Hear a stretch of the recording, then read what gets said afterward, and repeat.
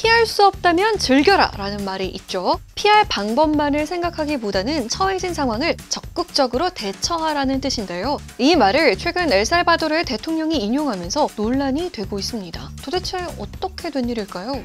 Por lo tanto, queda aprobada la ley de Bitcoin. 엘살바도르는 지난해 세계 최초로 비트코인을 법정 화폐로 채택해 큰 관심을 받았죠. 이 법안을 추진한 사람, 당시 39세의 엘살바도르 대통령 나이브 부켈레였는데요. 지난 5월 블룸버그 등 외신에 따르면 나이브 부켈레 정부는 지금까지 2,301개의 비트코인을 보유하고 있는 것으로 알려졌어요.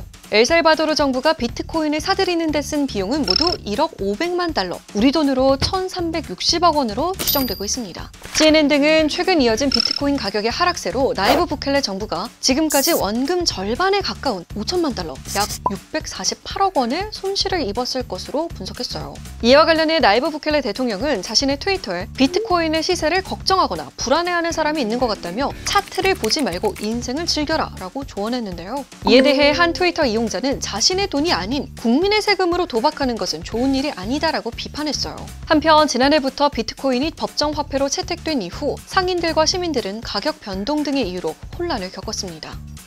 Para mi negocio, para incrementar mis ventas y así darle opciones a mis clientes de comprar, pues. It's tough because it's unstable, Bitcoin. I can accept it, but the next day it goes down, and there are losses for me. ¿Y ahora cómo voy a hacer para ver el teléfono si yo no puedo leer ni escribir?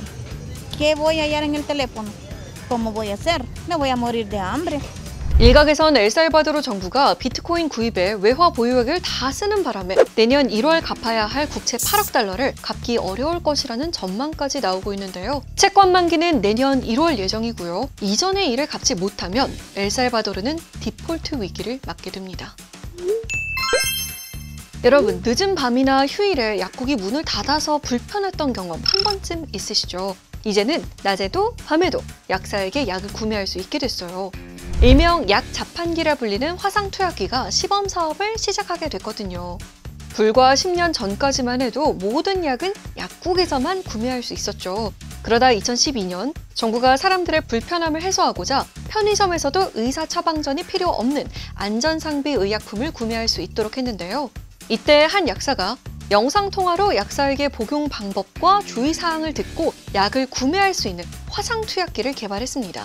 하지만 약사가 약국이 아닌 곳에서 약을 판매할 수 없다는 약사법과 대한약사회의 반대로 상용화는 되지 못했는데요. 결국 화상투약기는 2019년 새 제품이나 서비스가 출시될 때 일정 기간 기존의 규제를 면제, 유예하는 제도인 규제 샌드박스에 문을 두드렸습니다. 그리고 지난 20일 정보통신기술규제 샌드박스 심의위원회에서 조건부 승인을 받게 됐는데요. 만약 화상투약기가 최대 4년의 실증 특례 기간 동안 필요성이 인정돼 약사법 개정이 이루어지면 시장에 정식 출시될 수 있다고 해요. 하지만 대한약사회는 화상투약기가 의약품 대면 판매 원칙을 훼손한다며 반대하고 있습니다. 코로나19 이후 2020년 3월부터 한시적으로 비대면 진료가 허용됨에 따라 배달 전문 약국이 늘어났죠. 이런 상황에서 정부가 다시 규제 완화를 추진하자 일부 의료계에서는 약물 오투약 등의 우려를 표하고 있는 건데요. 앞으로 비대면 진료와 처방의 운명이 어떻게 될지 지켜봐야겠습니다. 여러분, 아침에는 뉴스레터, 저녁엔 데일리픽으로 필요한 이슈들 잘 파악하고 계세요? 이 모든 걸 한 번에 모아볼 수 있는 149 모바일 앱이 출시됐습니다. 다양한 지식정보 콘텐츠들 계속 올라올 예정이니까요. 모두 다운받아서 우리 149 앱에서도 자주 만나요. 안녕!